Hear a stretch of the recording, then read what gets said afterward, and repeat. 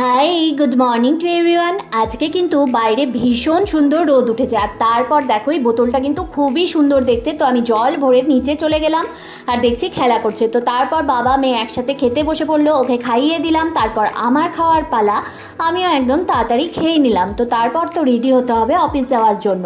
আর এই কুর্তিটা কিন্তু আমি অনেক দিন পর পরলাম।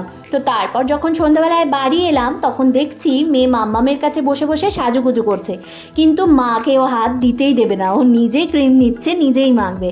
এত দুষ্টু হয়েছে, এখন থেকেই নিজে সাজবো এরকম একটা ব্যাপার। তো তারপর তো আমি নিচে গেলাম আর ছোলা সেদ্ধ মুড়ি এই সমস্ত খেলাম, তারপর বসেছিলাম।